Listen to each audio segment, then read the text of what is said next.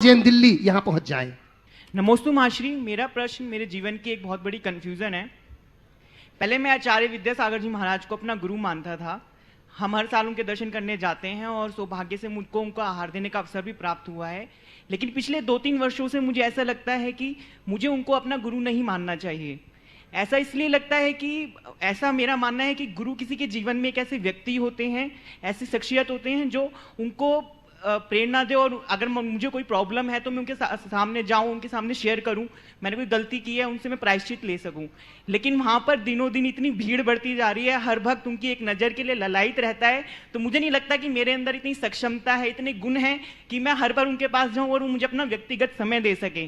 तो मुझे नहीं लगता कि मुझे उनको गुरु मानना चाहिए। लेकिन हाँ, इतना कहता हूं कि मुझे उनको भगवान मानना चाहिए। जिस प्रकार हम मंदिर में जाते हैं और नमोस्तु करते हैं भगवान को, और उसके बाद ये कामना नहीं करते कि वो हमें उत्तर दें, इसी प्रकार अगर मैं उनके दर्शन करने जाऊं, उनको नमोस्तु करूं, तो मेरे मन में ये भावना है कि वो मेरी उत्तर दें। तो क्या मेरा यह चिंतन करना सही है?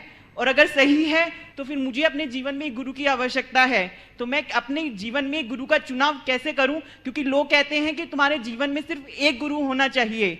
तो क्या यह सही है? अगर सही है तो फिर हम कैसे चुनाव करें? तो बस मेरी यही क्वेश्चन। मैं तो तुमसे कहूँगा, तुम बड़े भाग्यशाली हो कि तुम्हें गुरु नहीं परम गुरु का आशीर्वाद मिला। समझ गए? रहा सवाल गुरु से प्रेरणा पाने की, तो मेरी राय में गुरु से जितनी मुखर प्रेरणा हमें मिलती है उससे कहीं ज़्यादा मूक प्रेरणा काम करती है। गुरु से हम अपनी बात कह कर के जो चीज़ें सीख सकते हैं, अगर हमने गुरु को अपना आदर्श बना लिया तो उनको देख कर उससे 1000 गुनी बातें सीख सकते हैं। लेकिन महाश्री, उसके लिए शिष्य में भी तो वो गुण होना चाहिए ना। वहीं आ रहा हूँ। हमने अगर गुरु को गुरु के रूप में स्वीकार लिया और उसकी मूरत अपने हृदय में बिठाल दी, तो ये सवाल ही नहीं आना चाहिए। ये सवाल आ रहा है तो लगता है कहीं न कहीं हम कमजोर हैं। अभी मेरी श्रद्धा की बेदी में वो जिसे मैंने गुरु के या भगवान के रूप में जाना, उन्हें बिठाया ही नहीं है।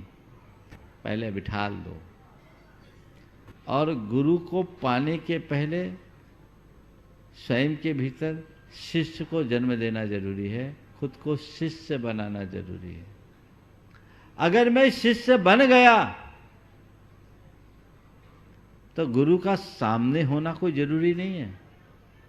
तुम लोग तो भाग्यशाली हो, चाहे जब जाके दर्शन भी कर लेते हो। हम लोगों को तो वर्षों हो जाते, 19 वर्ष बाद मिला, और इस बार भी योग नहीं बन पाया। मैं तो तैयार था, लेकिन चूंकि उधर से जब मैं आया था, पता थोड़ी था कोविड होगा। इधर के 3-4 पंच कल्याणकों का आशीर्वाद लेकर के आया। अब गुरुजी कहते पहले जो आशीर्वाद लेके आए वो काम पूरी कर लो। तो योग की बात है, तो चाह करके भी नहीं जा पा रहे। पर क्या वे हमारे लिए प्रेरणा नहीं है? उनसे हमें नित्य प्रति प्रेरणा मिलती है। मैं तुम्हें और तुम्हारे जैसे अन्य लोगों को ये कहना चाहूँगा, भीड़ तो बढ़ती है, बढ़ती ही जाएगी। यहाँ तो फिर भी पास पहुँच जाते हो, भगवान के तो इतने निकट भी जाने की गुंजाइश नहीं है, और बिल्कुल वो उसी दिशा में बढ़ रहे हैं। दिनों दिन और कम होगा। लेकिन उन्हें अपने हृदय में अगर तुमने बिठाल दिया, जब आंख बंद करोगे गुरु का सानिध्य पाओगे, और न केवल सानिध्य पाओगे, उनसे वह प्रेरणा भी पाओगे जिनकी तुम्हें अपेक्षा है। तो गुरु के सानिध्य और गुरु से प्रेरणा पाने के लिए पहले हृदय के आसन में बिठाओ तो सही। जब तक बैठाओगे नहीं तो काम कैसे चलेगा? मुझे बहुत प्रसन्नता है कि तुमने बड़ी बेबाकी से अपनी बात की। बहुत लोग मन के मन में रखते हैं, पर तुम्हारे इस एक सवाल से अनेकों की गुत्थियां सुलझेगी। कई लोगों को आजकल मुझसे भी बहुत शिकायत है, महाराज जी आपका टाइम ही नहीं मिलता। अरे भैया ये बताओ, मेरी भी तो अपनी सीमा है। मैं दिन भर आप लोगों को ही टाइम दूं तो अपने लिए कब करूंगा? एक समझ गए? अभी जितने लोग आते हैं महाराज जी आपका दर्शन, आप, मैं अपने कार्यों में व्यस्त रहता हूँ, मेरे पास समय की कमी रहती है, फिर भी आपको दिन में 3 बार तो थोक में मिलता, और कितना चाहिए बोलो? 3 घंटे मिल रहे हैं, और क्या चाहिए? इतने में संतोष करो।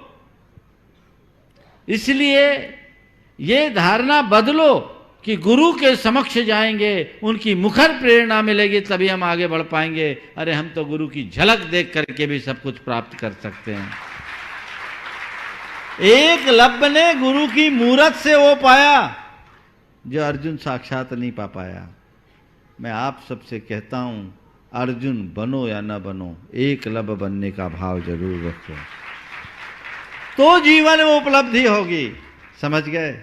इसलिए गुरुजनों के पास बहुत सारे लोग, खासकर मैं उन पुराने लोगों से कहना चाहूँगा जिनको पहले चाहे जब समय मिल जाता था, अब समय नहीं मिलता तो बड़ी तड़फ होती है ना? महाराज जी आप तो मिलते ही नहीं हो।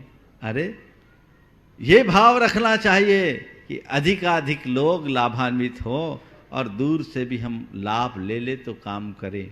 और एक बात और मैं आप सबसे कहता हूँ, गुरु के सानिध्य में आने की भावना तो रखनी चाहिए, पर गुरु का उतना ही समय लेना चाहिए जितना अपेक्षित है, क्योंकि गुरुओं का समय बहुत कीमती होता है, वो औरों के लिए भी होता है। समझ गए? ये सामूहिक मार्गदर्शन भी हमारे लिए बहुत कुछ दे देता है। और एक बात और कहूं, गुरु के उपदेश को आदेश मानकर चलना शुरू कर दो। मैं गुरु के पास जाकर के कुछ मार्गदर्शन लूँ व्यक्तिगत रूप से तभी मेरा कुछ उद्धार होगा, ऐसा नहीं। गुरु तो नित्य उपदेश देते। आज भी गुरुदेव इतने व्यस्त रहने के बाद भी आप लोगों को रोज देते हैं कि नहीं देते? इतनी कड़ाके की ठंड में भी, इस अवस्था में भी। तो जब वो उपदेश देते हैं ना, तो ये सोचो कि ये उपदेश नहीं दे रहे हैं, और गुरु का उपदेश सुनना बंद कर दो। उपदेश सुनो ही मत। क्या बोल रहा हूँ? आज से प्रवचन सुनना बंद, प्रवचन मत सुनना। दोहराऊं? प्रवचन सुनना बंद कर दो। क्या करो? ये गुरु मुझे, मेरे लिए मार्गदर्शन दे रहे हैं, ये मान करके सुनो, सारा रास्ता खुल जाएगा। गुरु के वचन को खुद के लिए मार्गदर्शन मानो, जीवन बदल जाएगा। समझ गए? आशीर्वाद। अजमेरा जी। नमस्कार। MP अजमेरा जी, रिटायर्ड IAS अफसर।